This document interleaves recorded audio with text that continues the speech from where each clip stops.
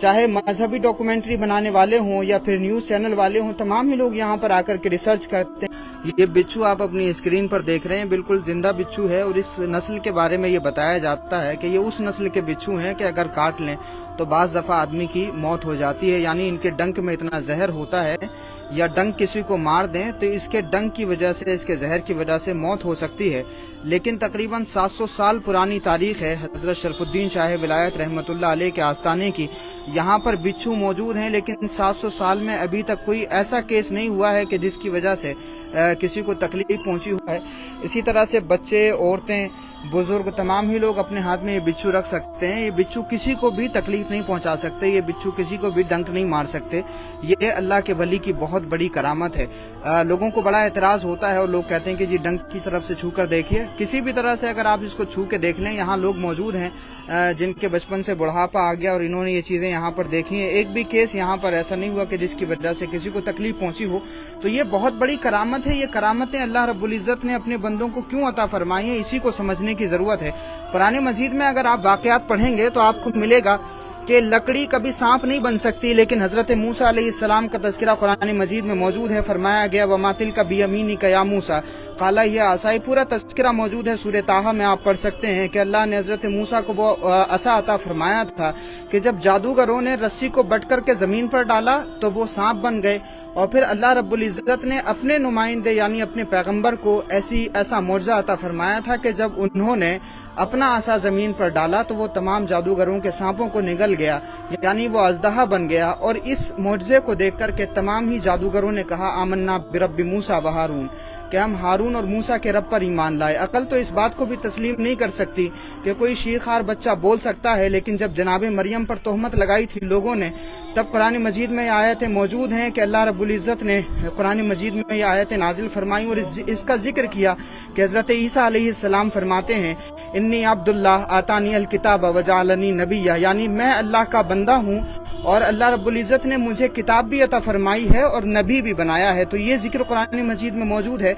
अकल तो इस बात को भी तस्लीम नहीं कर सकती कि कोई शीरखार बच्चा किसी के बेगुनाह होने की गवाही दे सकता है, लेकिन सूरह यूसुफ अगर आप पढ़ेंगे तो आपको मिलेगा कि हज़रत यूसुफ अलैहिस्सलाम की बेगुनाही की गवाही दी थी एक शीरखार बच्चे ने, और फिर साबित हुआ कि जनाब यूसुफ अलैहिस्सलाम बेगुनाह हैं। तो ये मौजज़ात अल्लाह रब्बुल इज़्ज़त ने इसलिए अपने नबियों को अता फरमाए ताकि मौजज़ों के ज़रिए बंदों को राह हिदायत दी जा सके। तो जाहिर सी बात है कि ये जो औलिया अल्लाह हैं, ये जो सूफिया, ये जो बुजुर्गान दीन हैं, ये नबी तो नहीं है लेकिन मकसद नबूवत इनका भी है। जिस तरह से नबियों को अल्लाह पाक ने हिदायत का पैगाम पहुँचाने के लिए भेजा, उसी तरह से औलिया अल्लाह को भी अल्लाह पाक ने हिदायत का पैगाम आम करने के लिए भेजा। तो हिंदुस्तान हो या इंडियन सब कॉन्टिनेंट की अगर हम बात करें तो ये पूरा खित्ता ही शोबतेबाजी में उलझा हुआ है और आज भी चमत्कार दिखाने वालों की कोई कमी नहीं है। मगर यही फ़र्क है कि जो दुनिया में चमत्कार दिखाने वाले हैं या जादू की ताकतों के ज़रिए लोगों को अपना गुलाम बनाने वाले हैं, उनकी ताकतें जहाँ पर दम तोड़ती हैं, अल्लाह वालों की ताकतों का वहाँ से आगाज़ होता है। सूफिया किराम की करामतों का वहाँ से आगाज़ होता है, अल्लाह वालों की करामतों की वहाँ से इब्तिदा होती है।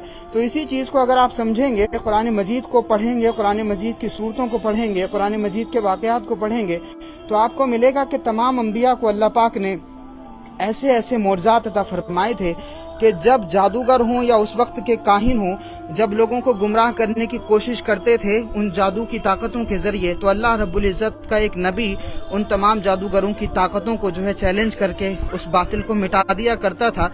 एक ऊंट जो है पहाड़ से पैदा हो सकता है, ये अकल तस्लीम नहीं कर सकती, लेकिन जनाब सालेह अलैहिस्सलाम की ऊँटनी का वाक़या आप पढ़ सकते हैं। तो इस तरह के बेशुमार वाक़यात हैं। तो चूंकि अंबियाए किराम नबूवत का पैगाम लेकर और हिदायत और तौहीद का पैगाम लेकर सारी दुनिया में फैले और वक्त पड़ने पर उन्होंने इस तरह के मौजज़ात दिखा कर के हक़ और बातिल को वाज़े किया, उसी तरह से औलियाए किराम, सूफियाए किराम सारी दुनिया में फैले। तो जो नबियों का मिशन था, जो नबियों का काम था, जो तौहीद का पैगाम था, वो इन औलिया अल्लाह ने, सूफियाए किराम ने, बुजुर्गान दीन ने आम किया है। तो इसी वजह से जब ज़रूरत पड़ी तो औलिया अल्लाह ने करामतों के ज़रिए हक़ और बातिल को वाज़े किया, और इसी वजह से आज भी लोग हज़रत शाह विलायत रहमतुल्लाह अलैह के आस्थाने पर हाज़री देते हैं। मैक्सिमम लोगों को आप कह सकते हैं कि 95% लोगों को ये नहीं पता है कि हज़रत शाह विलायत रहमतुल्लाह अलैह का पूरा नाम क्या है, कहाँ से आए थे, कौन थे। लेकिन इस करामत की वजह से हज़रत इतना मशहूर हैं कि बिच्छू वाली दरगाह के नाम से तमाम ही हिंदू, मुसलमान, सिख, ईसाई, जैन, बहुजन, दलित, पारसी, हर कौम, हर धर्म, हर समुदाय के लोग हज़रत शरफुद्दीन शाह विलायत रहमतुल्लाह अलैह को जानते हैं। और दुनिया भर में हज़रत के दरगाह की डॉक्यूमेंट्री देखी जाती है, यूट्यूब पर मौजूद है। चाहे मजहबी डॉक्यूमेंट्री बनाने वाले हों या फिर न्यूज़ चैनल वाले हों, तमाम ही लोग यहाँ पर आकर के रिसर्च करते हैं, तहकीक करते हैं।